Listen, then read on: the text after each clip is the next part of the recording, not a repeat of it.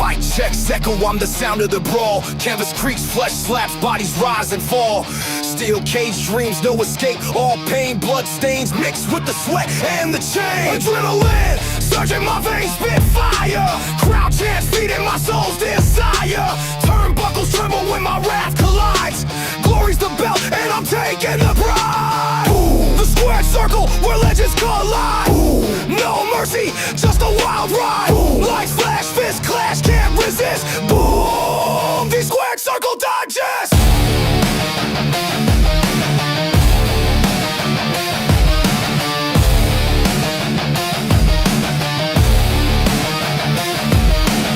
Pyros ignite, shadows dance in the glow. Ringside roar, it's a gladiator show. Chokeholds tighter than the grip of the night. Climbing the ropes to new championship heights. The mat's a battlefield, no room for doubt. Every move calculated, every scream a shout. The bell tolls louder than a sinner's regret. This is the place where the bold never forget.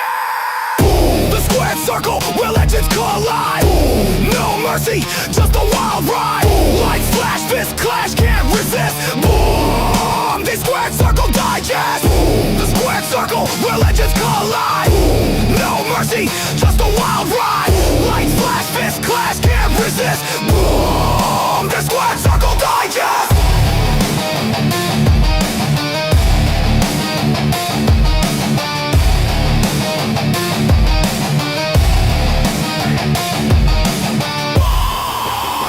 Circle Digest!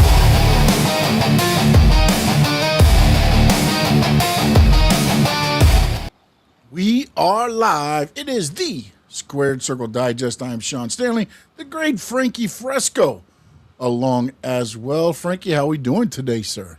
I'm doing good, man. I don't know if it's your settings or whatnot, but once again, I don't see myself today. I see myself online, so I'm looking at myself online. But on my end, I just don't see myself, so I'm gonna have to just wing it. I just gotta wing it with like the way I see myself on the on my phone, because it's just weird. I see myself offline. I don't know why, but it's okay. It happens. The great Sean Stanley's here. Let's just make sure, is Frankie Fresco available to everybody's on? If you're watching us on YouTube, can you see Frankie Fresco, or is it a blank box there? Let me know. No, I think they could see me because I could see. I'm on my phone and I could see myself. So I think they can. Okay. But I can't see myself. That's the thing. I thought you meant on yours. That's why I was like, I can't see I could see myself on the bottom. See, like you see where we are. Like, yeah. Hey, what's up? I can see myself down there, but I can't see myself like in the main page. I don't know why, but I know I'm there because I saw it online and I see it on the YouTube channel. I wonder if you because I have you set up as a speaker. And so when you pop in, you automatically go into my screen. Oh, that could be. I don't know if your setup is the same as mine, which is maybe why you don't see yourself. But it's okay. As long as they can see us and hear us, we're good. We're good. There it is. There it is. It is 5:15 on a Thursday. I thank Frankie Fresco for adjusting his schedule yesterday. This is on me. I apologize, but appreciate you, Frankie, doing some last-minute turns. And we're going to dive in. We're going to be in and out today. Not a long show. Not a lot really to talk about going on in the world. The biggest thing is, unfortunately, the New York Knicks are the NBA champions, and Danhausen uncursed them, and now he has become the focal point for ESPN, Stephen A. Smith, WWE, TKO, Frankie, Danhausen. It is going crazy. They even put a belt. There's a package now to where you could put Danhausen is a champ or something in the New York Knicks colors, and a belt signed by Danhausen and Jalen Brunson. It's for sale on the WWE site. Wow, I had no idea. Now, question: has he always been a New York Knicks fan, or is he just going? No, he's not. What happened was he cursed the Knicks when Stephen A. made fun of him, and then it turned into something else where people gave him money or a cameo or something to where he ended up uncursing them, and then they went on a 13-game winning streak, and then they lost. And if you watched the show, I saw some social media bits of it. Stephen A was like, well, that wasn't your fault. It wasn't, or Danhausen was like, that wasn't your fault, Stephen A. And Stephen A was like, not your fault, Danhausen. They blamed Trump because that was the one game Trump attended. They lost. And then they won the next two, and they are the NBA champions. Was he a fan of the Knicks before? I don't believe he is. I don't believe I don't think so either, right? No. I don't even think he's a fan of them now. It's just he wants human monies. That's all he's worried about. That's all he wants. I'll tell you something. Hell of a marketing by WWE and by him going along with this, and just I don't know who, if he wasn't a Knicks fan and he just went with this and he just continued. This is awesome because WWE is gonna make a buku full of money off of him, and he's gonna make way more money. And at the same time, he is vital now. Like he is a attraction for WWE so quickly to the point where I don't know what to tell you. It's kind of hard. Like I don't know how long his contract is with WWE, but I could bet your ass as soon as that contract is up, he might go ahead and ask for a bigger payday because he is the face of WWE outside I'm sure and now inside. he's making enough money on just he was the number 3 seller of merchandise at WrestleMania weekend. He's done the Knicks thing now. The Saturday Night Main Event is emanating from MSG, which is where the Knicks home court is, and also one of the big draws for WWE. MSG shows, always a big hit. And that's the crowd that they are placating to. They sent Danhausen actually went to one of the games. He was doing broadcasting on the alternate stream with Pat McAfee and them. So, they used them and abused them, and they're getting the payoff from it because the Knicks ended up messing around and winning. Yeah, I mean they used it on Monday. On Monday they were promoting him like crazy, showing him how he loves the Knicks and everything. All I can say is that he fits their fan base because I don't know if you saw some of the videos and photos of what was going on at that parade, but Lord have mercy, bro. That was kind of crazy. So, hey, man, good for him. Good for No, WWE. just after the wins. Look what happened after the wins. I was like, I get you guys don't win that often, but man, they're burning stuff, beating people up. I saw one video of what was it, a Chick-fil-A or In-N-Out or one of the burger places. Oh yeah, The guy was just getting chairs thrown at him. I was like, man, this is worse than ECW pay-per-view. yeah, and AEW. Yeah, too, yeah, at that this too. point. Because That at too. this point, AEW tries to, I think, outshine ECW sometimes. But I mean, look, man. Again, kudos to him. Kudos to WWE. They really, really are marketing it. It sucks. I wonder how Tony feels about this. Tony Khan. I think he really, really feels like he missed a ball and he dropped the ball with this guy. But this is what happens when you actually take your time and you actually invest on something and you gain the biggest thing, the kids. You get the kids invested on it, right? That's the reason Well, why. remember, Man. too, we sat here, me and you both. We were like, oh, that was the most terrible introduction ever. Let's see what they end up doing with them. And since then, it's been, I mean, it's been great. Every time he shows up, they go wild for him too. Yeah. Like yeah. he showed up yesterday. Not yesterday. Sorry, today's Thursday. Monday, with Liv Morgan, and man, Yeah. it was. He got a huge pop. Olivia, how you doing, Olivia? And then also the one where Dom and JD bring in the money for him to do Oba, and he's like, Oba? Oh no, I don't mess with Oba. And then they start talking to each other. They look back down, the money's gone, and Danhausen's gone. I mean, those are the little things that just like, again, the little entertainment aspect.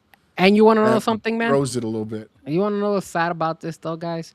And to you, Sean, and to everybody who tunes in as well, is that I think they found a replacement for R-Truth. And unfortunately, I think R-Truth, once his contract is up, I think he eventually, they now have somebody who's going to be able to take over his role. And I think if they do let go of R-Truth, people won't be so upset because now you got Danhausen. Well, not only that, but you notice this time now, this time they brought R-Truth back, he's not doing as much. No. And I know Danhausen's there now, but even before Danhausen was there, it's just kind of like you get the little skit from him in the back, and now he's actually doing, I think he does more in-ring work than they allow him to do behind the camera now. Yeah, he's the Feels like, yeah. tag team champion with Damian Priest. So I feel like they're trying not to paint themselves in that corner again, to where but I believe like now, as you said, that'd be the spot for Danhausen, to where if they try to release Danhausen, be like, what are we doing? Although there's probably a lot of companies out there going, hey, we'll take him. We'll take him. Go ahead, send him over here. Not only that, but if you He's let never going to get let go anymore. Not after this. if you let R-Truth go eventually, they have now more of a reason why they could show him less and less and less as soon as he drops the belts. Belt, yep. Because now you have Danhausen replacing all those little gimmicks. So, but Yeah. No.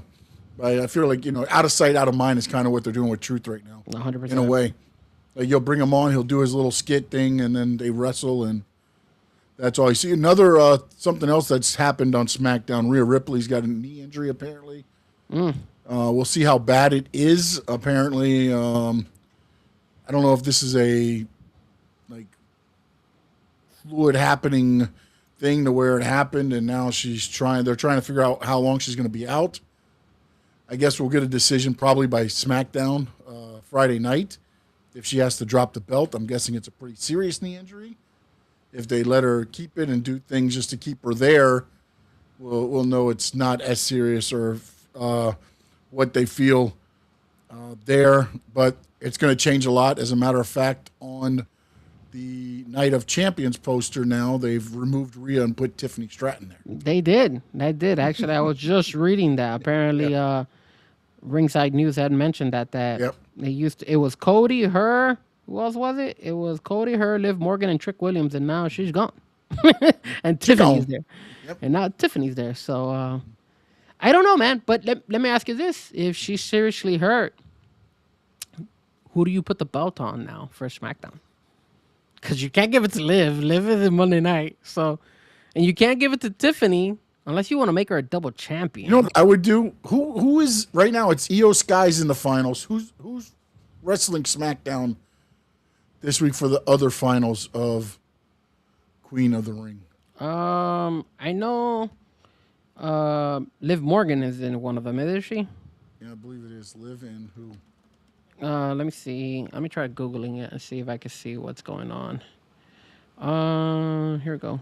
So right now it is Io Sky. On the opposite side is Liv Morgan and Charlotte Flair. So Io's in the championship, and Friday SmackDown is going to be Liv versus Flair. That's interesting. Okay. What I would do, honestly, if she can't go, is I would make the winner of the Queen of the Ring the new champion. But then would you allow Liv Morgan to make it to the finals and then lose to Io Sky? Yeah, she could be champ, double champ, right? It's been done before. I mean, but I would probably put the belt on Io or Charlotte. So I would probably say Liv loses, but I don't know how you do that to Liv right now because she's not defending her title, and then she can't win. I don't know, man. It's a situation to where unless they do something with Raquel or Roxanne or something to cost her, I don't know. That's where I don't like putting other champions in these tournaments because now, I mean, I get it. They can lose and not lose their belt, but you have your champion losing. That just doesn't make sense to me. Well, the other thing is that you have Night of Champions, right? And then is there? Oh no, they don't have the other one. The other one was which one's the premium live event where it's champion versus champion? Do you remember? That is a Crown Jewel. Crown Jewel. Okay, yeah, because Night of Champions just means that all the champions are fighting. Yeah. So Crown I don't Jewel know, is man. one where it's champion. Which, again, if you want to go one way, you could say Liv Morgan is both. She gets the night off, or you put. I just think Io's done enough to deserve it at this point, and Charlotte is a safety net in case if you have to put it on somebody, you put it on her, and then figure out plans to get it off of her after that. She's easy to get the belt off of. You know, that's the only thing. Like Io and Charlotte to me are more safe than putting the title on a double champ on Liv right now. for me, man, I mean they could give it to Liv, or they could give it to Io, or even Charlotte. They could give it to any of those three girls. But if they do give it to any of those three girls, I think it's time for WWE to get a women's champion that the people love and the people like to see her wrestle, and her gimmick is great. And that is one person that has never been the champion before and who deserves it. And I don't care what they said in those Netflix documentaries. It's Chelsea Green, man. Yeah. Make her the champion. She deserves it. And I think if we start speaking about it, Sean, hopefully we could get a good fan You want to base speak it asking about into the universe. Yes. I'm all for it, man. Dude, she deserves it, man. I am She is all great. for Chelsea Green Look how good being a she- heavyweight champion. Look And how good she came back, and look how entertaining she is. I think that's the other part of it that it would bring to it is an entertainment aspect to the title as well. Not just a in-ring, but a outside the ring presence for the title. To me feels like when Jade had it, I mean, yes, she has her little aura around her, but I don't know, it just felt like, okay, boom, she's a badass, she gets to defend the title. With Chelsea, it just, I feel like in the back, like, you know, she can do the whining. If she's a good guy, she can just, you know, it just depends on what you want to do with it. But to me, there's many avenues available if you have Chelsea Green as your champion. You do, absolutely. And people are invested on her. Just like right now, people are invested on Chad Gable, and how I love that he changed his music and everything. But dude, it's just, you know, when somebody is talented enough and can carry it, and the sarcasm, the mic skills, all that is on Chelsea Green. Like, you know that she could hold that belt.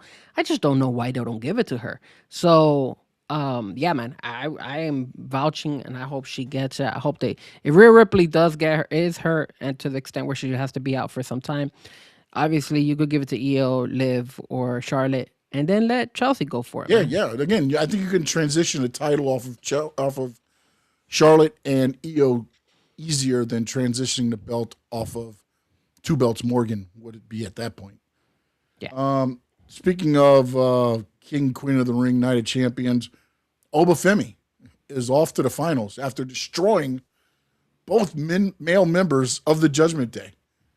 Well, I he don't even didn't. He didn't I destroy. don't even them. want to hear about the Judgment Day anymore. I mean, they took chairs to him, and he just beat them both down, took out JD, did his move to Dominic, gets the pin.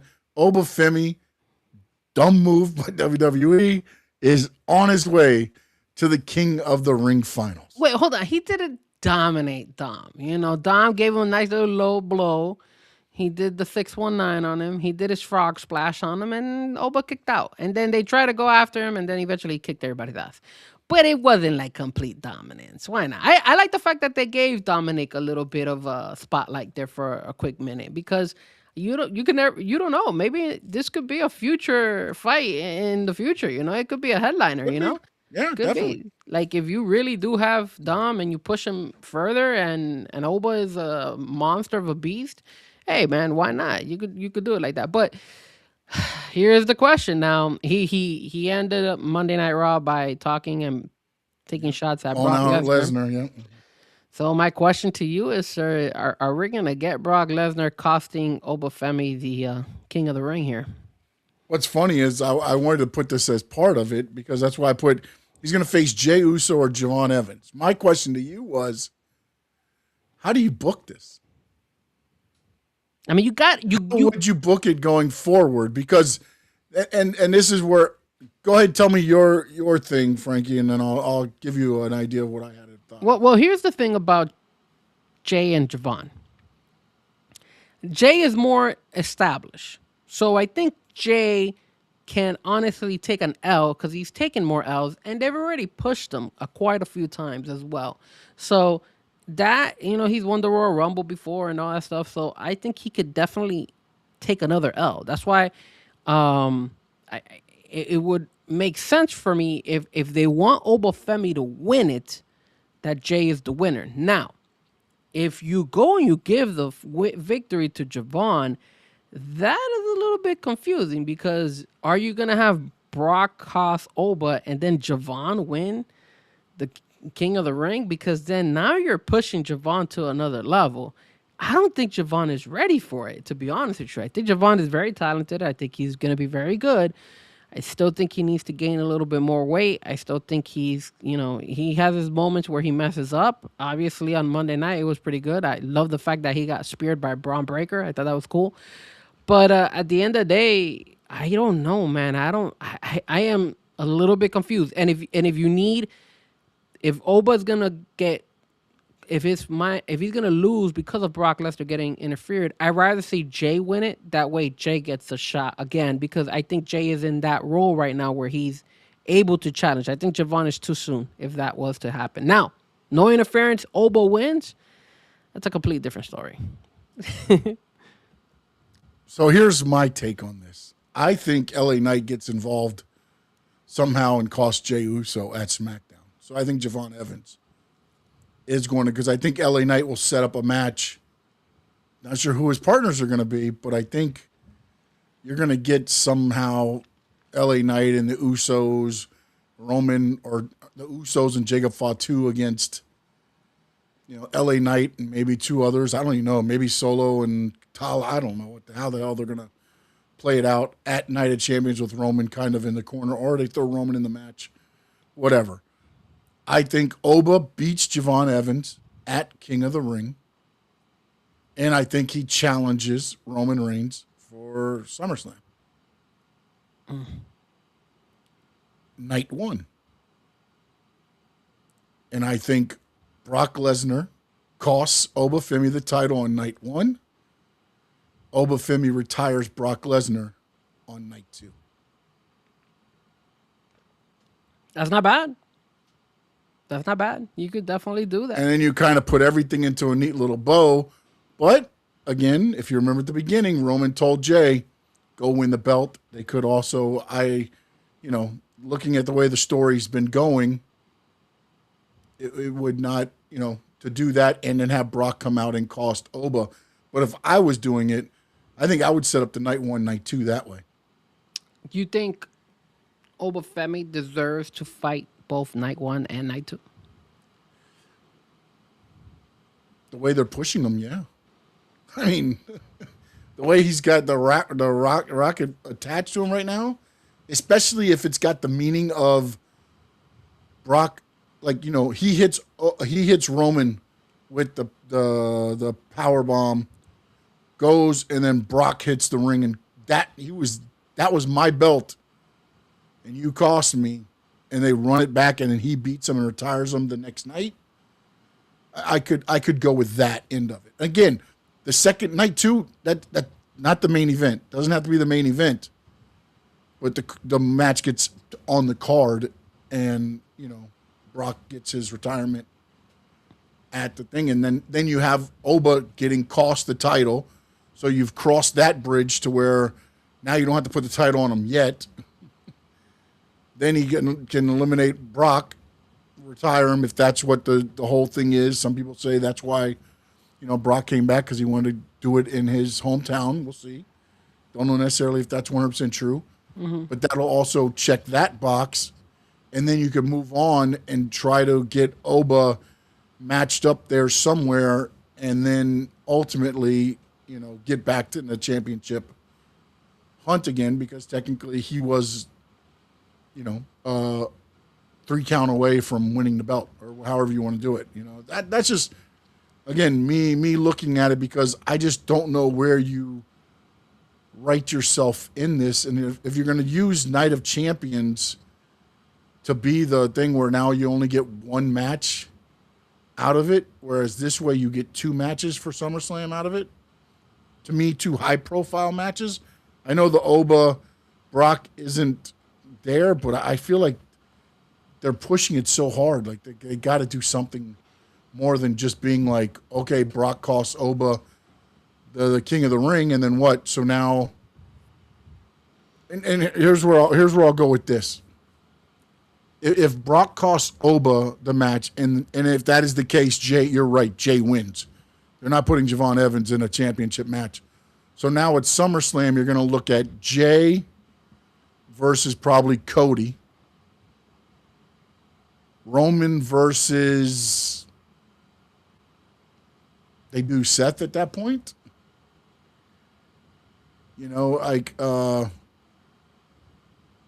it's going to be interesting to see how you navigate those waters. To me, the easiest solution would be that. Well, Just, you know, you know, and for life, good seeing you, no doubt. And me and Papa, appreciate you guys in the chat. well, you bring up a good scenario, so I'm gonna throw a different scenario. I can't Go just ahead, let man. you throw scenarios and then I can't throw one. I'm gonna throw one No, now. you threw What the you- scenario. I used your scenario, the Jey Uso one. Here's what I'm gonna think. All right, so I'm gonna say Javon Evans goes against Jey Uso. Javon Evans loses to Jey Uso. Now, LA Knight will get involved in some way somehow, but I still feel that either Jimmy or Jacob will be enough to protect Jey Uso. That way, they could shorten the bloodline and say, "Hey, we're all on the same page," which is what they were trying to do, especially on Monday night. And I think the reason I would say that too is because Roman did tell Jacob, "Hey, did you handle it?" And he said he destroyed him. So knowing that, I think LA Knight will show up again trying to stop him, and then Jacob will have to go and do it again. And remember, we don't know what Roman told Jacob in his ear, so who Yes. knows? But I'll say this: Jay wins. Let's say Jay wins.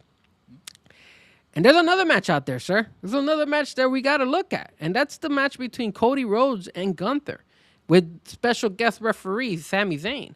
And I think in that match, I think the best thing WWE should do is finally give the belt to Gunther. Make Cody lose, and then you have Jey Uso, who will be able to challenge against Gunther because they both have some type of history between one another.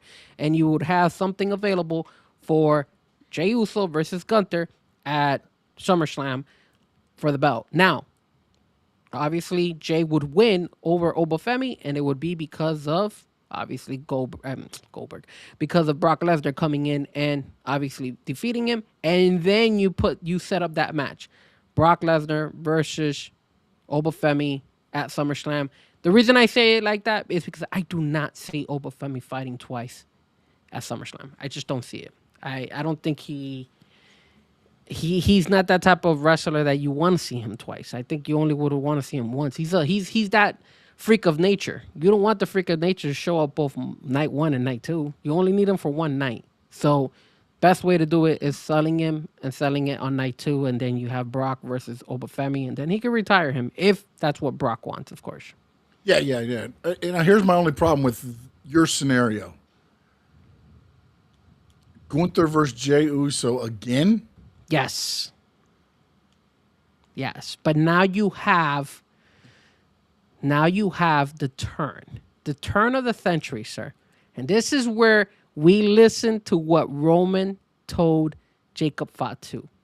And I think at SummerSlam, Jacob Fatu nails Jey Uso. And then you bring the doubt in the bloodline. Because what I'm getting the vibes is, first Roman wanted everybody to be together. Yeah. And now I'm starting to lean like Roman is giving more love to Jacob. He says, "I understand you. Nobody understands you." So, and Jacob understands him. So I think Because Jacob said, I acknowledge you, the OTC, but I'm not listening to Jimmy Uso. that's why. So why wouldn't Jacob be the one who would actually go ahead and influence Roman Reigns to say, "You know what, man? You don't need your brothers here, bro. You let them go. Get them out of here, bro. We don't need those. It'll be you and me, and we hold this down together." And then you have something you could start up. And then all of a sudden, there's, again, more controversy on that bloodline. Because you don't want to go with the same freaking storyline as like what they did back in the day when they have Solo on it. I don't want to see a Jacob and be a Solo. I don't. I already saw that. You need to spice it up. And the only way you're going to spice it up is by going ahead and having Jacob hit one of the Usos at SummerSlam, and then you have controversy, and people are going to be like, "What is going on here?" And then you don't know what Roman is going to do. You know what's going to happen? They're going to reshuffle the bloodlines, what they're going to do. Because this is what's going to happen. Jacob is going to attack Jay and Jimmy. Solo's going to come out to save his brothers. So then Solo's going to slide in there. And then you're going to have Tala and Tama probably turn on them. So you're going to end up with Roman, Jacob, Tama, and Tala all on the one side with Roman. and then you'll have Jimmy, Jay, and Solo with whoever else on the other side. Look at They're that. going to reshuffle the deck. I got you That's all they're sold. going to do here. I got you They're sold going on to huh? I got you sold on this style and this idea of them No, I just mean, going I ahead and think. just doing this. I mean, again, they could. That would make, at least that makes a story. That makes sense with something. I just don't want. I feel like they are writing themselves in the corner with Oba in the finals, and the only way you kind of write yourself out is if you use Brock as your get out of jail free card. Whether it's at Night of Champions or at SummerSlam. I mean, I just don't know who you put against Roman then at SummerSlam. That would be my only, because SummerSlam would be Jay versus Cody. That would, or Jay versus Gunther, whichever one you want to go with.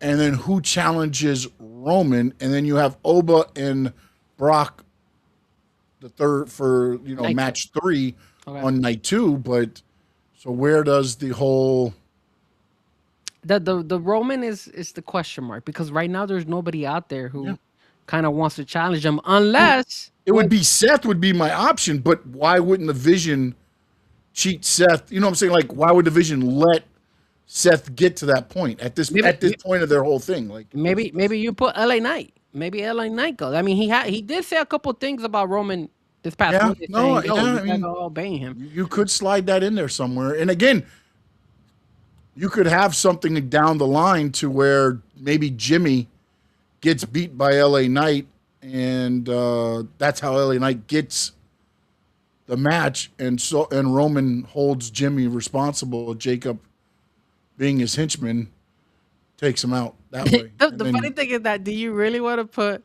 LA Knight in like the main, like be one of the main? Well, events? again, that's where I go with the whole like. I don't know. It's so hard, like, because like when I was running this whole thing through, I didn't want Oba on 2 nights either. But when I looked at him, like, I just feel like LA Knight gets involved with everything Usos right now. That it's setting up for that more than it does. But then I know Javon's not winning. So if they put it out there, I mean, unless they're going to waste a title shot and make it. Yeah, because I wouldn't want to see Javon go up against No. Roman or against Cody or Or Gunther. Nothing. Yeah, I There's don't, nothing. I don't want to see that. There's nothing there at this moment that says, and no doubt is right, LA Knight ain't winning nothing. We know that. We Well, know that. I don't know if you saw on Monday when when Jay and Jimmy came out. Yeah. LA Knight had the microphone and then he coughs on the microphone. I'm like, come on, dude. Like, how can you make these dumb mistakes? Like, as soon as you hear, I think it was either Jimmy or Jay, one of them two. It was Jimmy. I think it was Jimmy. Then you hear him cough. And I'm like, and he coughs literally on the actual microphone. I'm like, yo, dude, come on, man. Like, how like silly can you be? Like, that's so dumb. Now, I have a question for you because I'm reading the chat here and supposedly Cat for Life just came in and he says, There's no way that's happening. I read it. Let me see what he said. He says, what is it is I hear about The Rock possibly purchasing TKO and having Triple H replaced? Sir, talk to me, Ken. And then no doubt is saying The Rock cannot afford to purchase TKO. Yeah. The market cap on TKO is $38 billion, and someone would have to offer 40 to 45 million to buy the shareholders. Sir, any possibility that maybe I don't see it. The No. Rock gets? I mean, he can't do it by himself, but maybe he could get. And plus, isn't he a board member? Like, how as a board member, you're going to buy your own. Maybe he gets controlling interest. Maybe that's an opportunity. I don't know. And he gets elected of chair of the board or whatever. I mean, maybe that. But I don't think he's buying TKO. No way. Well, here's the thing. This is what I hear from Cage Side Seats and Pro Wrestling Friends are saying. It says the current rumor comes from wrestling personalities such as Jonathan Coachman, suggesting that The Rock's company Oh boy, here we go. suggesting we that go. The Rock's company, $7 Production, could someday buy WWE or gain greater control, possibly replacing current leadership. Those are the speculation and rumors, not confirmed plans. So this is just speculation, but this is the reason why this stuff is being talked about because of that. But like you said, he's a board of director. Like he's a member of one of those He's a guys. member of the board, yeah. I mean, if he maybe becomes a chairman of the board, then maybe he could make the decision to replace Triple H if that's what they want to do. But I mean,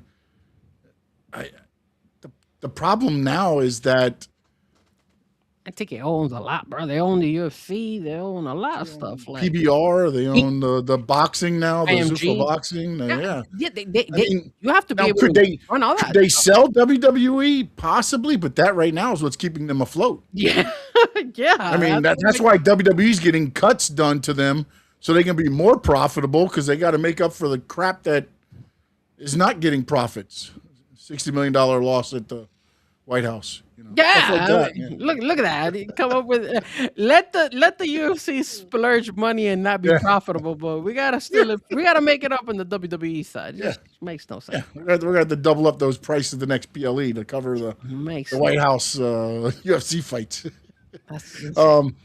But yeah, I mean, again, I could see him becoming maybe a board to make decisions, but then that would also go along the lines of what we were talking about last week, where TKO has already handcuffed WWE Creative so much. I mean, does Triple H really have a lot of say? He's kind of told what to do, and he's got to make the best of it with what they want. I mean, so. Is Triple H really running creative?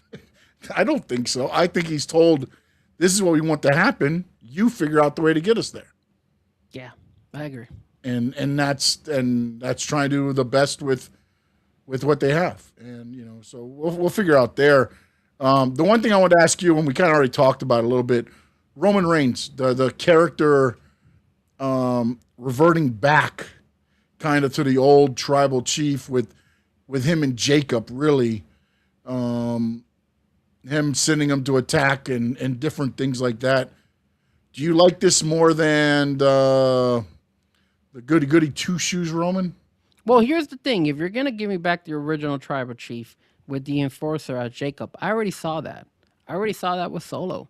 So you're gonna have to spice it up. That's why I like the fact of them turning on the Usos, because that would make it different than what they had done before with Solo. I think, and then letting Roman be with Jacob and then see where they go with this. If they bring, some of the Talatonga and Tomatonga on their side and maybe switch roles around here. And then it also builds up eventually for Survivor Series. Is Survivor Series already Survivor's correct? usually around Thanksgiving time frame. Let's see. November, the end of October, beginning November, end of November. Correct. It's usually in November. So this is a good way to build up what you want eventually for a Survivor Series. And you start building it up. And again, if you're going to feed us this story of the tribal chief and the whole bloodline and all that stuff, you got to switch it up, man. You got to switch it up because I don't want to see this being all redundant again with Solo. And what Solo did now with Jacob. Yeah, but I think Jacob goes about it a different way than Solo did. He adds a little bit of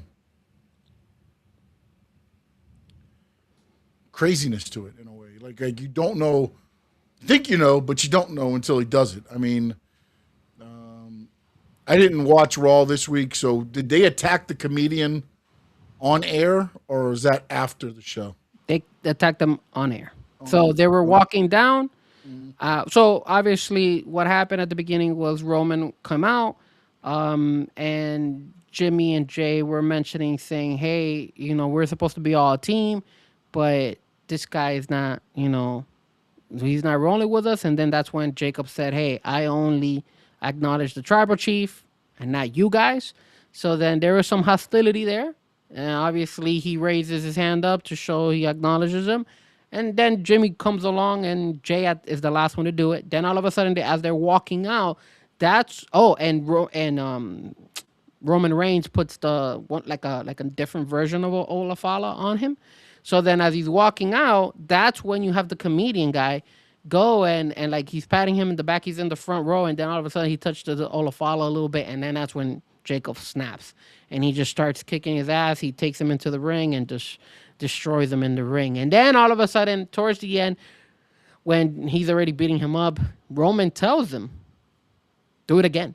And then he goes and he does it. I saw him do the thing, and he's like, and he do it again, and he does it. So that's what I'm telling you. I feel like Jacob has a bigger say than what Solo did. So I think that's why you could spice it up by saying he's influenced Roman to the point where he's not the same OTC. He's a different Yeah. OTC.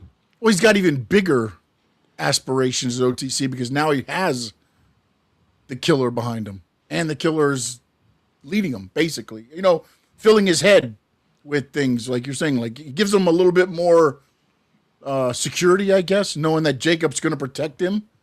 Maybe it ends up being a little bit more security thing until Jacob doesn't protect them anymore. I don't know how they're gonna. Again, that's part of the story down the road, but I wouldn't be upset with that, man, at all, at all. I just want them to spice it up a little bit. The Yeah, same way, last time they had the whole Zammy and all that stuff. That was cool. That sold. So do something different. I don't want another Zammy. I don't want another Solo. Just spice it up, make it interesting. That way, it's not so redundant. We know that you guys made a decision to say, hey, we got to bring the bloodline back because it's what catches the people's attention. And it does. It really does. Look, it's entertaining right now. It's actually starting to get better again, little by little. But you're going to have to come up with a little Because bit more. it brings out investment. It brings out emotion somewhere. I mean, either way, whether it's, damn, look what Jacob's doing, or you kind of look at Jay like, oh, here we go again. He's going to be the step kid again, Roman. It feels like it's going that same route. Like you can kind of get a feeling to either one of those guys on this angle. Yeah, and the thing about it too is that, I mean, they tried to elevate Jay, and that didn't work out. They tried elevating other guys to be the champions, and it just doesn't hit as strong as when Well, the Roman problem is is I the think guy. you made so much of the aura of Roman Reigns. It's hard, man. It's hard to be the guy that takes that strap and becomes that guy, because again, when you look at when I say aura, I mean the whole picture, not that CM Punk and Roman aren't on the same level wrestling wise. That's not what I mean. But aura wise, when Roman shows up, you feel like it's something big. CM Punk shows up and you're like, yes, I'm happy CM Punk is here. Yeah, but not to the level of the Not to the level. No, that's what I'm saying. No, it's like, oh, great, CM Punk is here. When Roman shows up, it's like, oh, this is a moment. This is something. This means something. Even though most of the time, probably might not, but it is interesting there.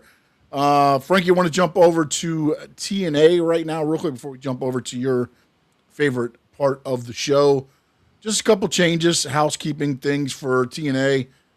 They let Tommy Dreamer, or they mutually parted ways with Tommy Dreamer. Fortunate. With Creative. Delirious will be taking over that role. There's been talks, again, if whatever publications you read, different dirt sheets and everything else, saying the Road Dogg might be in contention to possibly take over Creative there.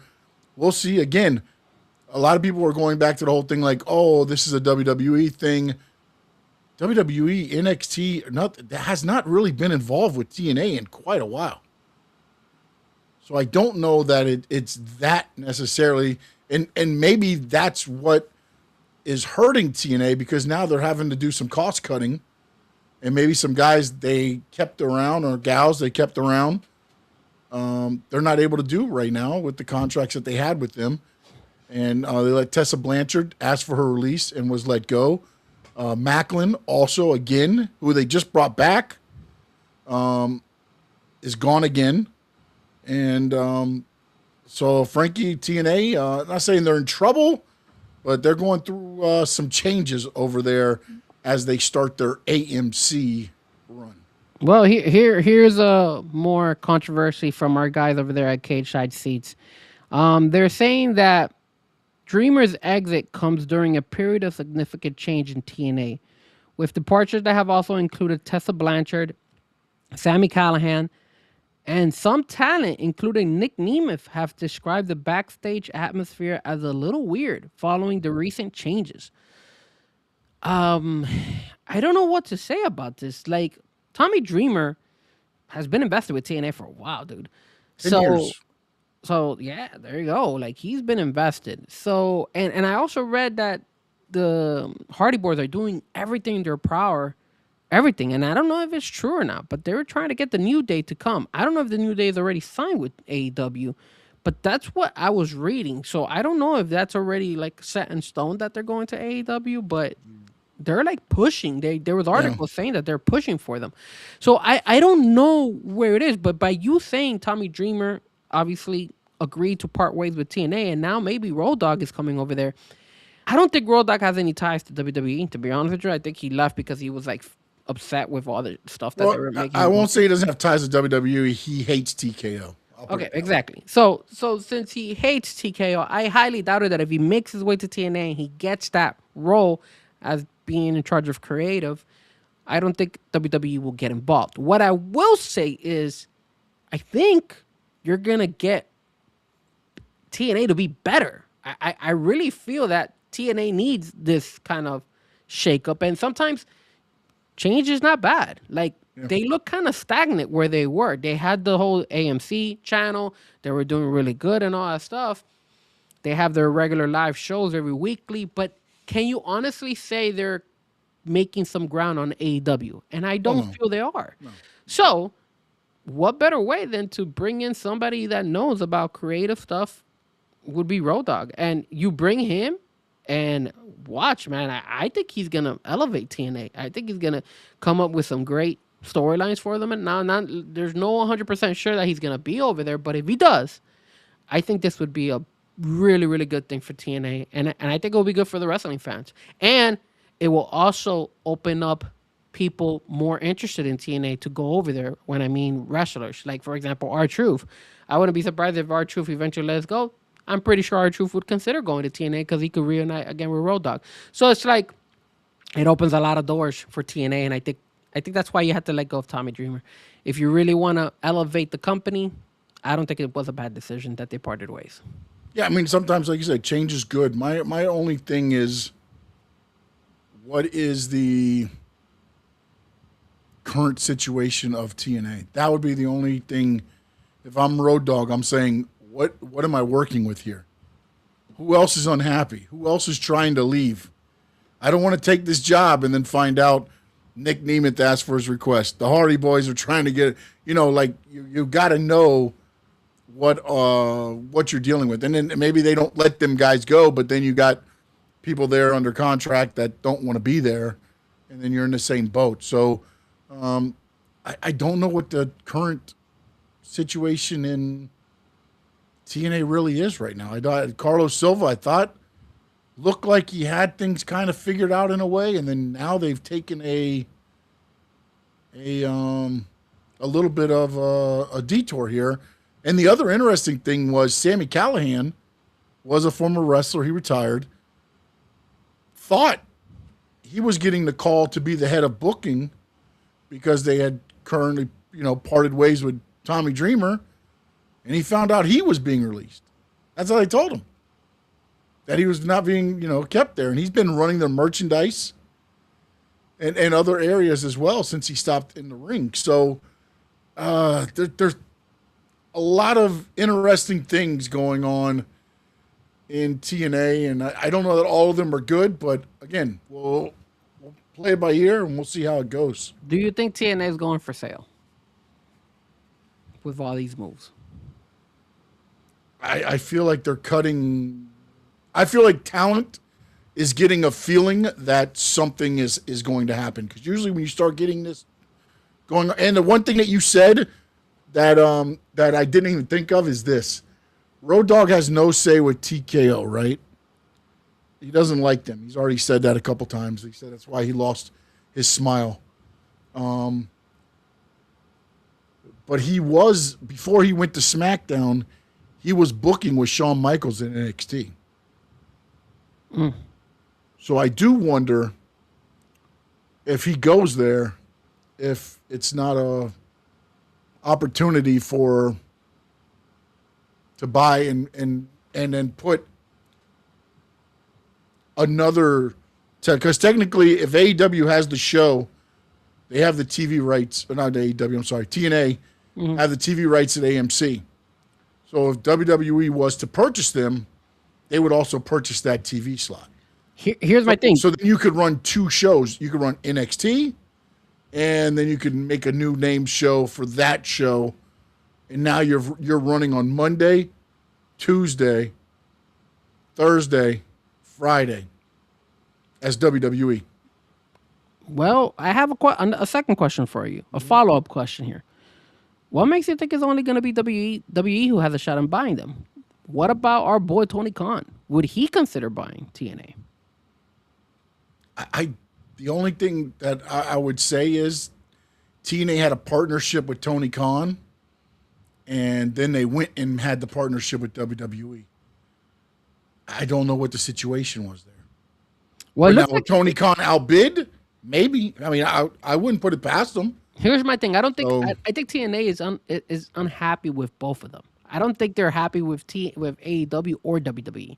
That's why I kind of feel like if they do put the for sale sign on their brand, there's a possibility that at this point they don't care. They just want to sell it to whoever is willing to pay the most. That's what I think. And if TNA does go up for sale, man, and WWE buys it, oh man, that's gonna be rough, bro. Like even if AEW was if the you're one, buying TNA, you're buying the library. That's all you're doing. you're not You're buying the buying. wrestlers. I mean, yeah, but you're not. But what I mean is the big thing. It's like WCW. They weren't trying to get WCW per se. Vince wanted to run them out of business, of course.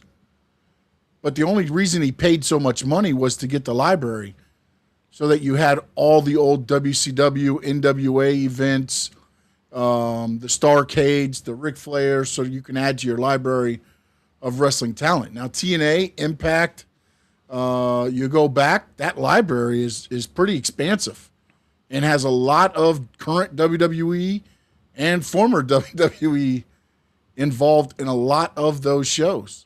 But then what do you do with the talent? You're gonna let them go? No, you just buy you. I mean, I can't think that TNA is paying them a buku amount of money. No, I don't think they are. You know what I'm saying? So yeah, you Like I don't put even know them who in, they're. and I don't even know who's probably the best I would paid say wrestler there. Santana, Moose, You think those are? You think Santana and Moose are maybe the best paid wrestlers? maybe Eric Young. I don't know. I don't know. I think Again, they all seem like they're like in the same line. Like I don't think that. They yeah. would I make mean, more than the I other. mean, oh, I guess the Hardys. I'm sorry, I forgot about the Hardys. Yeah, I wasn't even thinking the Hardys and Nick Nemeth. I mean, again, but a lot of these guys are there just because, hey, they go once a month, they record 4 weeks of shows, and then they do a PLE. Like they're not wrestling they're wrestling maybe 3 times a month, and then they're doing independents and autograph signings, which is making the bulk of their money. Yeah.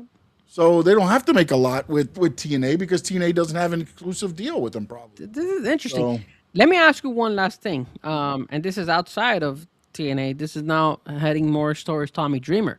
Where does Tommy Dreamer go with this? Now that he is no longer working with TNA, do you see him possibly getting a call at AEW? Do you see him possibly even maybe getting a call in WWE? he was at WWE. Then he went to TNA. I don't. I just. I think he'll probably take a little bit of a break. But I think if he goes anywhere, I would say AEW, just because it's someplace he hasn't been, and I don't know that. I mean, where are you going to go back to WWE to do? The only people that have been there that have any tenure left. That's true. I mean, you got Michael Hayes and some of those guys there, but those guys, hadn't been around to some of the other ones. They kind of just came under not Michael Hayes. Michael Hayes has been through everything. But I also think Michael Hayes needs party money. So he's happy with what he's getting paid, and he's doing his job. He does it damn well. But, I think, it's one of those things to where, to me, it felt like with Road Dogg, using Road Dogg as an example here, you could tell, like, everybody's not on the same page there with the Unreal thing. It's kind of like, then what do we do with this person? Well, I get that, but who else do we have? And I think I mean, Road Dogg didn't go into that whole thing, but he was like, I see what you're saying, but what else makes sense? Because they're telling us this person has to be the champion. This person has to be pushed. yeah. How do you work anything else out? and it becomes too much of a. It really becomes a job rather than a passion anymore. And with wrestling, you have to have both. Yes, it's a job, but you have to have the passion to keep wanting to do it because of all the BS you got to put up with as a creative member. I remember hearing stories about Vince like telling people like that's the stupidest idea I ever heard. Like you're in a meeting with your peers and you're being told that's stupid, that's dumb, that's idiotic, and then they go and twist one little thing that you said becomes their idea, and it's a genius move. And it's like that's just it. Well, here's one thing, and I do agree with you, is that if you kind of look at the people behind the scenes in WWE, they're kind of getting out with the old and bringing in with the new, you know? So it's Yeah, like, which is killing things too, in a it way. is, in a 'Cause you way. have to have a mixture. I get it. You can't have a whole bunch of old heads, or you're going to be running things over and over and over again.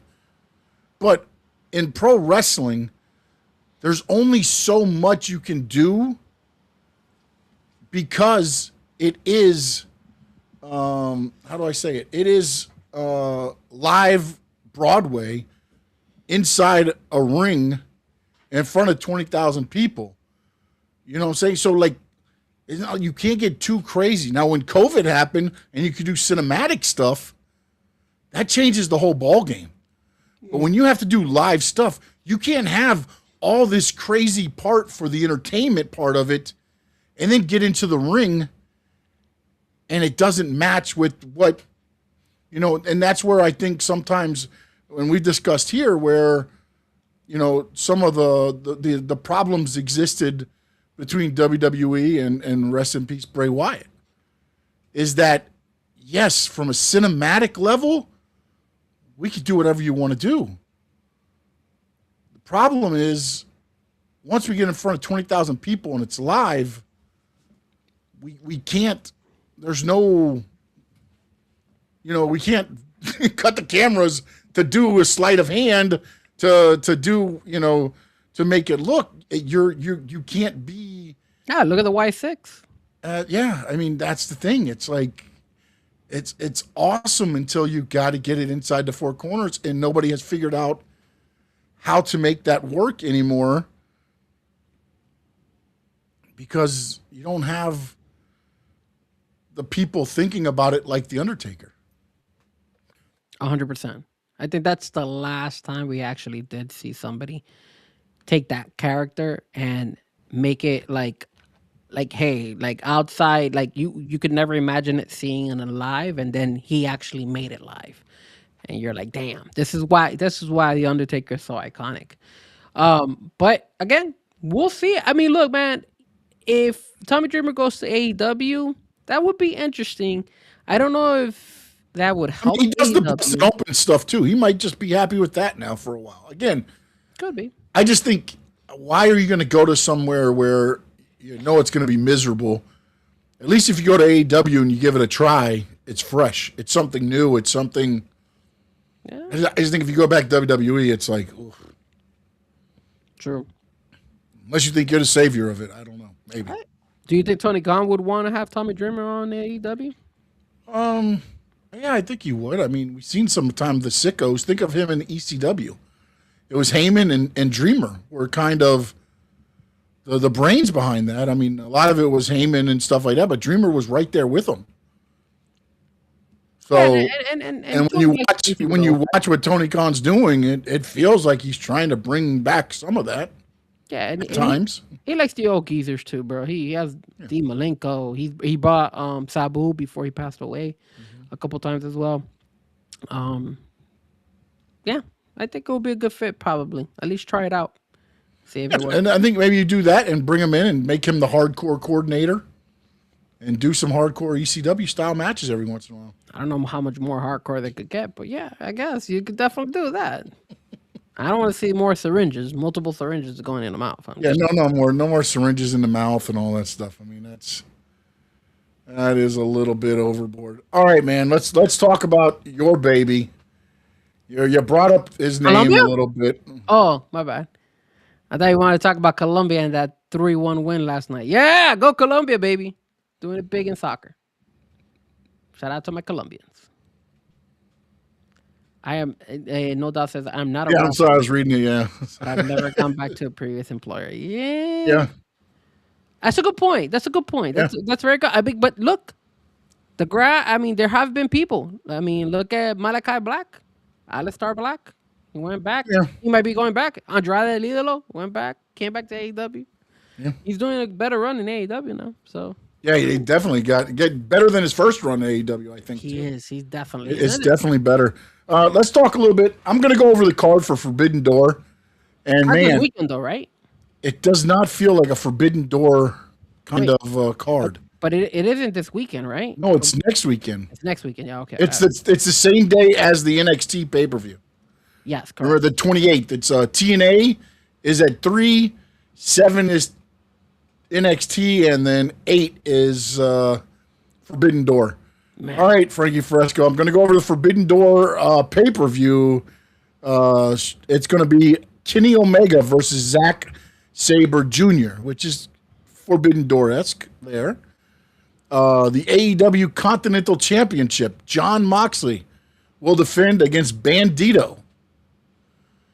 The AEW Tag Team Championship match, Adam Copeland and Christian Cage will take on the Dogs, David Finlay and Clark Connors. Owen Hart Cup Final, Mercedes Moné will take on either Athena or Maya World.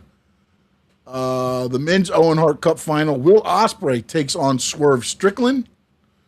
The AEW Women's Championship match, Thekla, whatever you want to say it is, versus Starlight Kid. 2 matches are Forbidden Door-esque. Kenny Omega, Zack Sabre, and Thekla and Starlight Kid. And your main event. Are you ready for the main event, Frankie Fresco? Tell me, how many guys are we gonna see? 12-man steel cage match. Team MJF. MJF, Andrade, Okada, Kevin Knight, Kyle Fletcher, Jack Doyle will take on Team Briscoe. Mark Briscoe, Orange Cassidy, Kyle O'Reilly, Roderick Strong, Darby Allin, and Takeshita.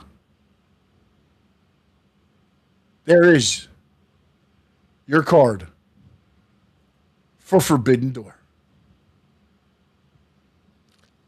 It seems not like a Forbidden Door, right? Like, I mean, Forbidden Door is supposed to be AEW versus Well, again, companies. that's what they've conditioned you for. And now you get this, and it's like, what is this? And this is where I want to credit, I believe it was Josh. He was on the No Holds Barred podcast talking the AEW show last Thursday, I believe, and I was listening to it. And here's what I want to discuss on this card, Frankie. And we'll get into the other stuff too, but I wanted to get this in because I know we're on time. Went over more than I thought we would actually. The 12-man cage match. Briscoe wins. He gets a shot at MJF. That's the stipulation of the match. But did you hear the guys in the main event? It's like it's the conglomeration. Guys that have been losing on your TV show, and now you've got them in your main event storyline of Forbidden Door. And you got Will Ospreay and Swerve for a shot at the title at All In as just a match. And I understand MJF got injured and you had to pivot a little bit, and this helps him the most because he probably has to do nothing in this match. Well, he wrestled on Wednesday Dynamite. That was crazy. I don't understand it, man. He wrestled yesterday. I think he had his leg like taped up and stuff, and he wrestled yesterday. I'm like, what the hell's MJF wrestling on a Dynamite knowing that he's semi? Dude, that's just what the hell's wrong with PK. I would. You got to protect your players at that point. Yeah, man. Why? It just Because you're already doing a 12-man cage match because of his knee. Now he lose. What happens if he messes up a knee and then what? Now what are you doing?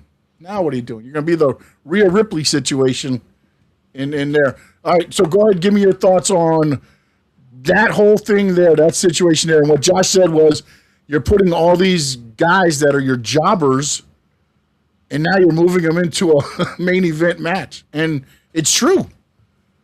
It's very true. Well, I mean, here's the thing. This is what you kind of have to look at though.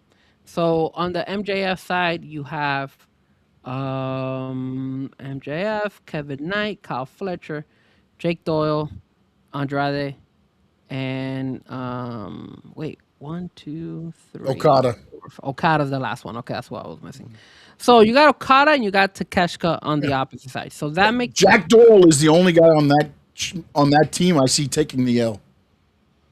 no, but I'm trying to think about the feuds a little bit, right? So Okay. you could get those two guys there. Obviously, Mark Briscoe and MJF is the next feud. Obviously, I don't know why they keep selling us that, but okay, I get it. All right, so then now you have Kyle Fletcher, who has absolutely no. I don't think he has any type of issue. Takeshka. Yeah, but Takeshka's already in an issue with Okada, so like. Yeah, I mean, no, there's a triangle there. There's a love triangle. Okay, fine. You want to give him a love triangle, go for it. Then who the hell does Andrade Lilo have? I mean, his only Well, flare ups and stuff as that is kind of betraying MJF. That's kind of like the route they're going. yes, I think they're gonna. I again, this is what I would do. One of two things, because the match is for Briscoe to get a shot at MJF, and Andrade wants a shot at MJF. My thinking is, why not have Andrade get pinned so that Mark Briscoe gets a shot at MJF? Yeah, but how would that help Andrade if you get pinned and lose? I mean, you do it Because smartly. Maybe you do it where you go to pick him up and he rolls you up in a small package. But again, it's a cage match, so you really can't do that either. So it's tough because to me, You I wanna think go crazy? to add to the feud of Andrade and MJF is if Andrade's the one that makes Mark Briscoe or if Andrade pins Mark Briscoe and says, "I want a shot at the title." Here's the thing: you're sticking 12 guys in a cage match. That's I know. ridiculous. I think what happened with Tony Khan is that he said, "Hey, we had so like much hype about the Stadium Stampede that I want to run it back." Yeah, And that's why he. And did you notice it doesn't say 2 rings? They don't. Nobody knows still if it's like just 1 ring with 12 guys in it. Jesus Louise. Because if not, it becomes blood and guts, though, right? If it's 2 rings, it's blood and guts. Yeah, it would be blood and guts. I mean, but you. I think the reason that you're giving this to us is because they've kind of stayed this year. They're staying away from. Well, or I don't think they're staying away. I think nobody wants to work with AEW when it comes to their wrestlers going up against AEW wrestlers, and then I don't knock them for it because half of the time, all the AEW wrestlers always won. So it doesn't help their cause. Their wrestlers always take the L. And after they take the L, 50% of the time, once their contract is done, they eventually join AEW. So it's like, I understand why people are like, you know what, man? I don't want to work with AEW anymore. Or if I'm going to send you somebody, I'll send you somebody that I don't care. That's why when it comes to like Tekla and Starlight Kid, I wouldn't be surprised if Starlight Kid they're not too fond of her over there. Or maybe they're like, whatever. She's Because at Stardom. She's at Stardom. maybe they don't see that much of her. They're like, okay, look, we'll play game with you. Here you go. You could have somebody here and that's it. Have a nice day. But I mean, there was a dynamite where Tekla went up there and she started spitting at the sign where it says Yeah. Stardom and all that stuff. That was so exaggerating. But it does feel like a lackluster type of Forbidden Door because of the fact that they have always kind of taught us that it's supposed to be AEW versus other guys and gals outside of the AEW world, and this time it isn't.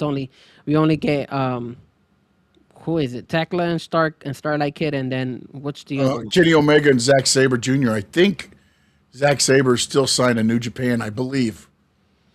And then another thing you also kind of gotta realize is that we've seen that, haven't we? Haven't we seen Zack Sabre a couple of times? Like, Well, Zack Sabre took on Bryan Danielson or Daniel Bryan, whatever the hell he was now. And he took on somebody else before. This is the first time they're fighting since 2018, 19. What was it, 19? I think it's. Oh, okay. All right. Well, Yeah. and there's no WoW wrestlers out there that you could. I mean, they burned the Because bridges. they end up signing. They end up signing them. Like the Dogs were actually from New Japan, but they just signed AEW deals, so they're no longer. So Not like, only it's that, but just- they murdered also CMLL or wrestling as well. They took most of their guys over there, right? They yeah. took Well, Bandito. anybody they wanted. Yeah, anybody they wanted. Yeah. So it's like they don't have that many over there. I don't know who their biggest stars are right now in CMLL. Like Mystico, he's out there, but he's also part of AEW already. And then I don't watch too much CMLL, so I don't know who is a big like I'm trying to look and see who are the champions over there, but I don't even I'm looking at their page and it says their biggest guy is Mystico. Máscara Dorada is another one. He's been in the AEW side AEW, as yeah. well. Ultimo Guerrero, that guy, I don't know who he is, but he looks kind of old. So Claudio Castagnoli's over there as well. Like they're using him a lot over there as well. So they don't- Wasn't he the champion, or is he still the champion, or did he lose it? I think I don't know if he's still a champion over there, but he might be. But again, they've used all their guys over there in CMLL, Yeah. so it's kind of like you can't use them anymore. And then maybe who does Stardom have? Let's see, Stardom, because I'm curious. Who's in that roster over there? Let's see. Okay, so Stardom has. Wait. Stardom isn't Stardom the wait? Hold on a second. It's an all-ladies promotion in Japan. Isn't this the one that Athena is in charge of too?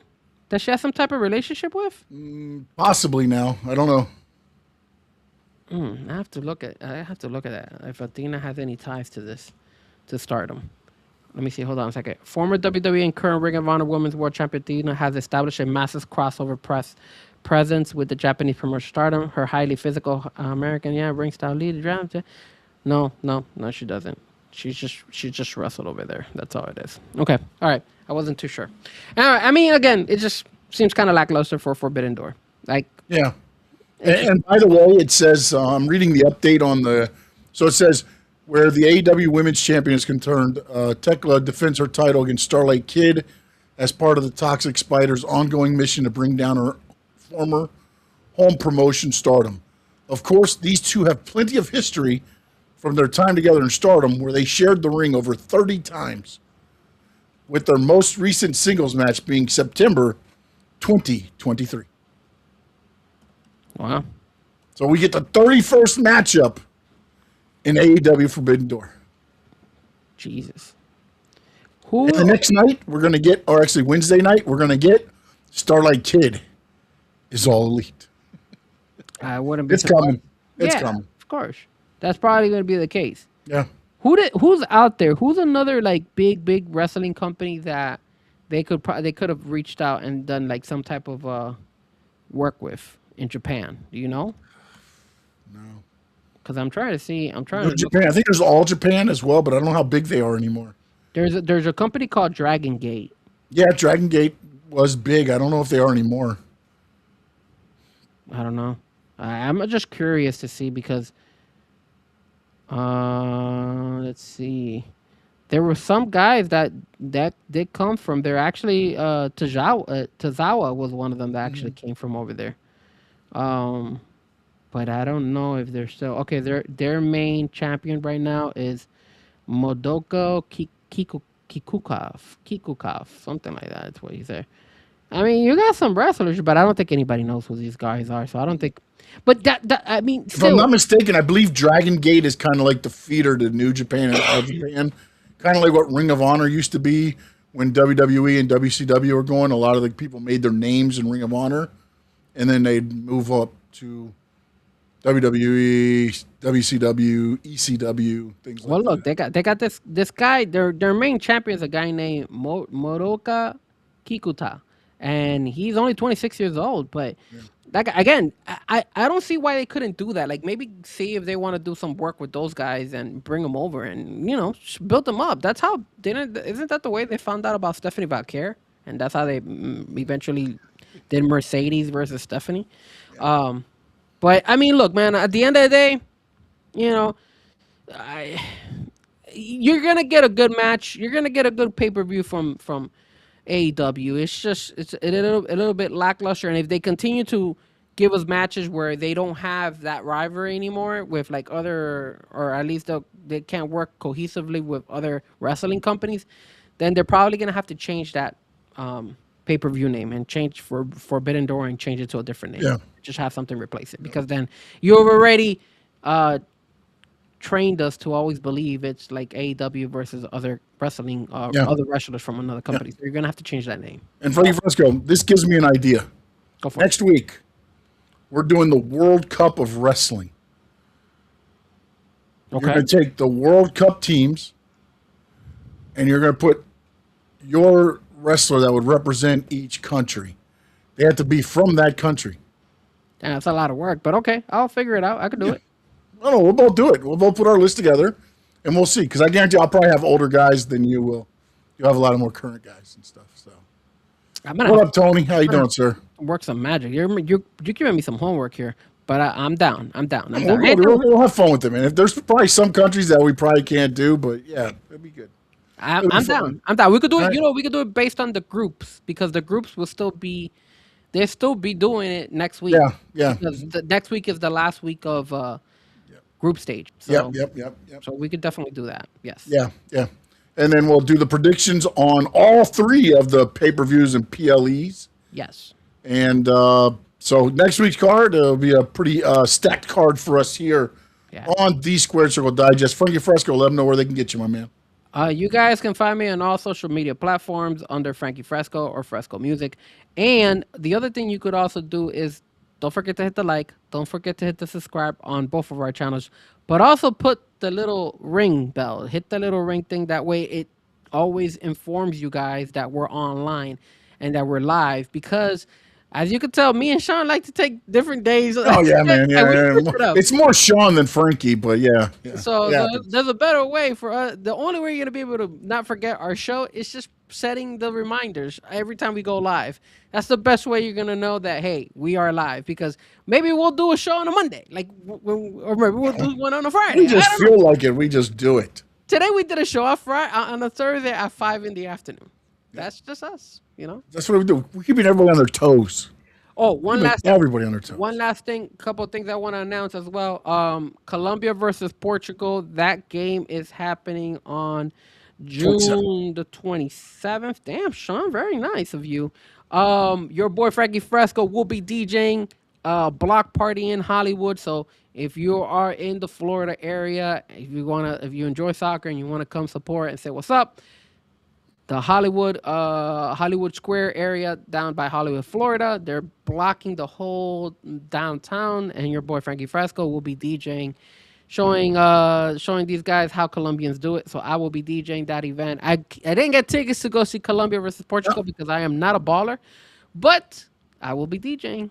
I do got a question now. Is it a Colombian block party? Is it a Portugal? Is it a supposed to be down the middle? Like what is it? What kind of block party are you DJing there? It's supposed to be down the middle, but I highly doubt it. I'm pretty sure it'll probably be 98% Colombians and maybe 1 or 2% Portuguese.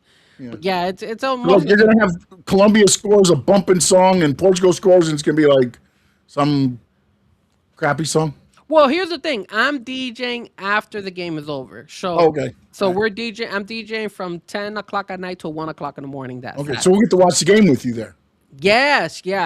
Now, I will say this. If I do some way, somehow find a way to get tickets, then I will let you guys know that I won't be DJing. Because then I've been hearing a lot of stories saying that it's really, really bad to get into Hard Rock Stadium. Oh, it's terrible. They upped the security because of my country, because of Colombia and their shenanigans back in the Copa America final. Of course, your boy was there. I wasn't one of the ones going through the ventilation system, but I was there. And there's checkpoints, and if you need to get there like 2 hours just to make sure you don't miss the game, because people have been telling me that for the Uruguay game, that was the first game here in Miami. Yeah. People didn't come. Some people didn't even get in. Yeah. I heard the first checkpoint was way outside the gates, and then a couple more as you went in. Yeah, they gotta make sure they don't want that wildness. Yeah. And I saw some people said that they didn't make it into the stadium until the 60th minute of the game. So they really lost they lost the whole first half Oh, and I'd be so mad. like 20 minutes of the second half. So it's pretty bad, bro. There's only two things that I've that's made me mad about this World Cup.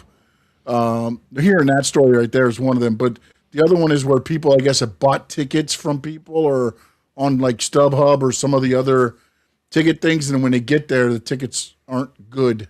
Really? I haven't Yeah. heard about that.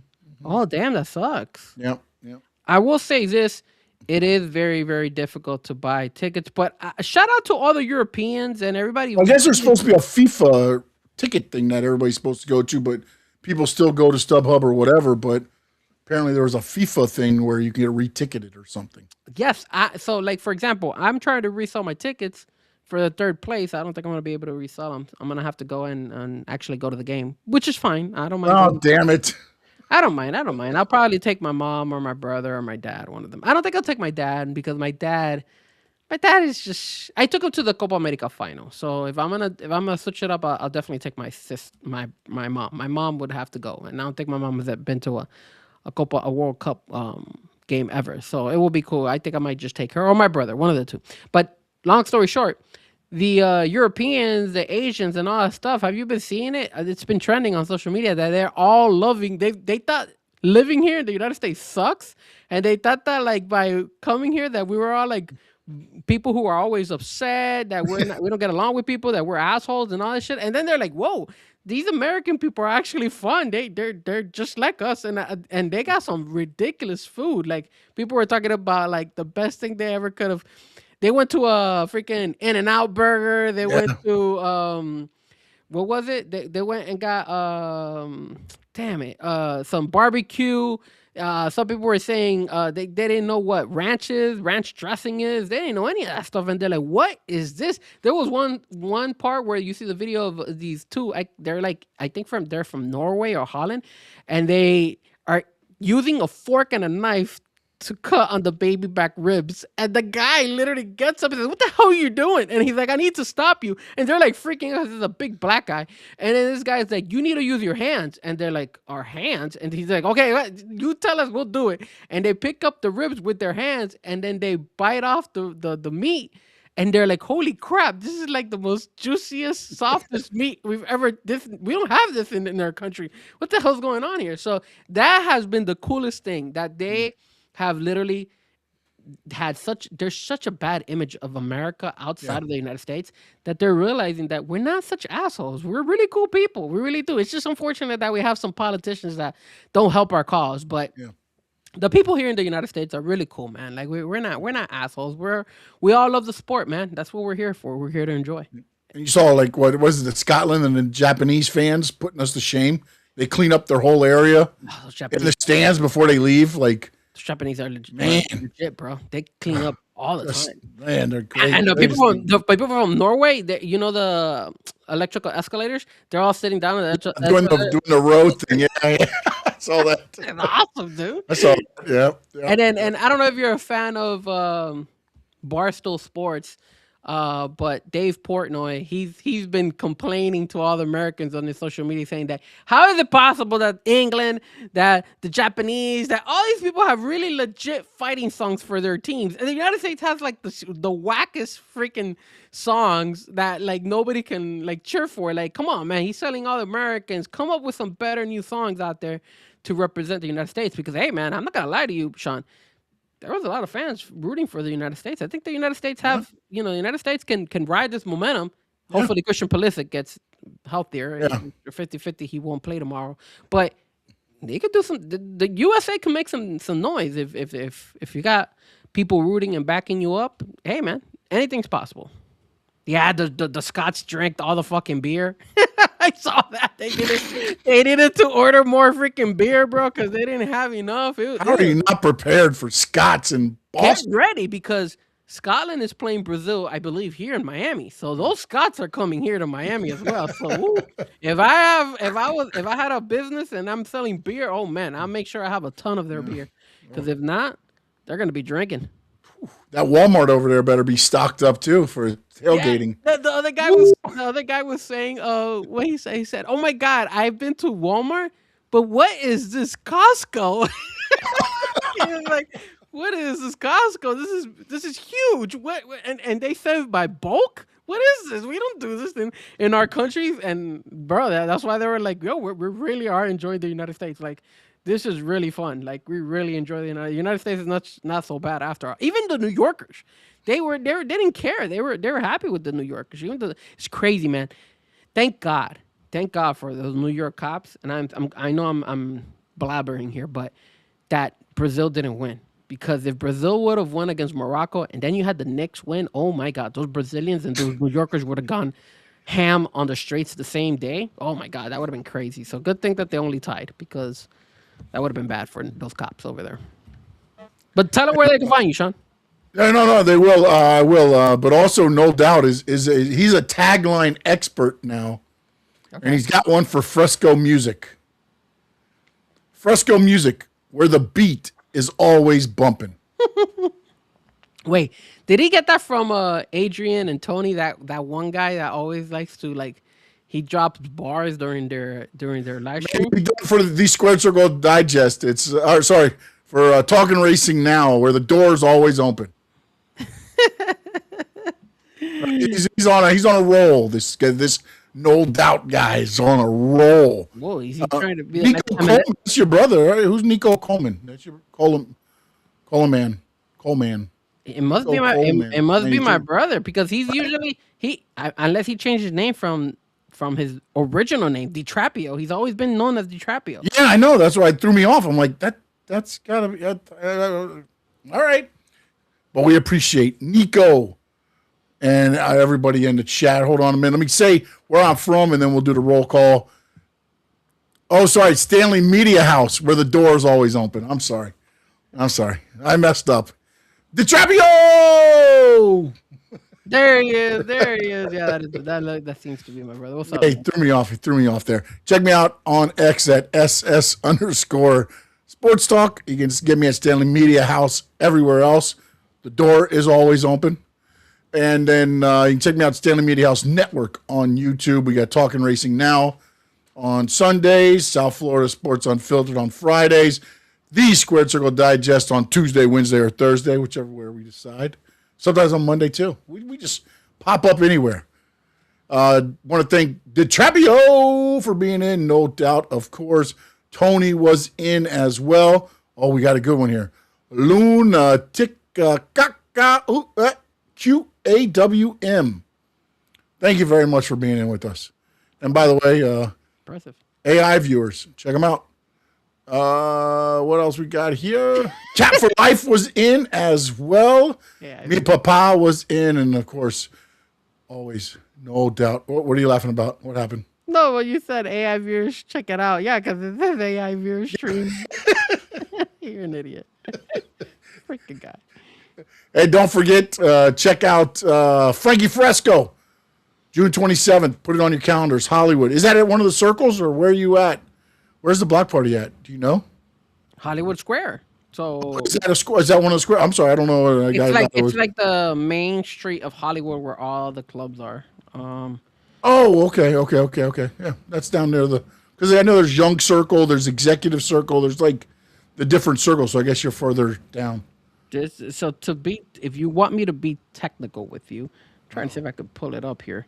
So that is Hollywood Boulevard is where it is. Mm-hmm. So it's called, it's literally on Hollywood Boulevard, and if you guys want a better way to, there's a Twin Peaks. That's the best way to look at it. There's literally a Twin Peaks on Hollywood Boulevard. Mm-hmm. So just put Twin Peaks, Hollywood Boulevard, and that whole strip is gonna be closed. There's a place very popular there called Tardes Caleñas, which is Colombian, and they're gonna be having parties as well. So me and my friends are gonna be doing a party as well. So all of us are doing. My friend, we're not only playing Spanish music. It's a group of us that are doing it. We're all working on it, but of course, your boy, I'm Colombian, so I'm gonna bring a Colombian set. Whether we win or lose, I don't care. I'm playing Colombian music, so that's what I'm gonna do. And that's kind of what my friend told me. He's like, Frankie, what are you gonna do? What kind of set? I was like, bro, I'm Colombian. Colombia's gonna play, and hopefully we win or a tie. I mean, we're in the right foot, Sean. We won. We're leading the group. Portugal struggled against Congo. All we gotta do, man.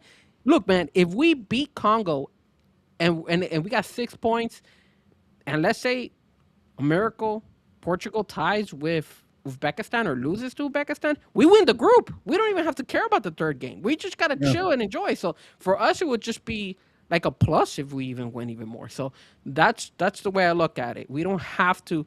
We just need a little bit of luck. We need to beat Congo, and we need Portugal to keep losing. And then if Portugal keeps losing or tying, then we're Gucci. We don't have to worry about it.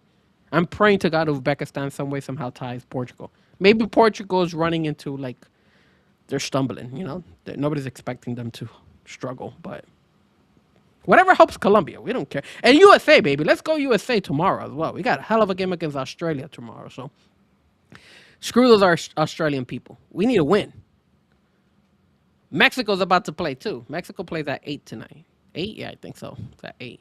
So And that was your World Cup recap right here on the I could keep going. Squared Circle Digest. In the words of the great Cord Soli, so long from the Sunshine State. That's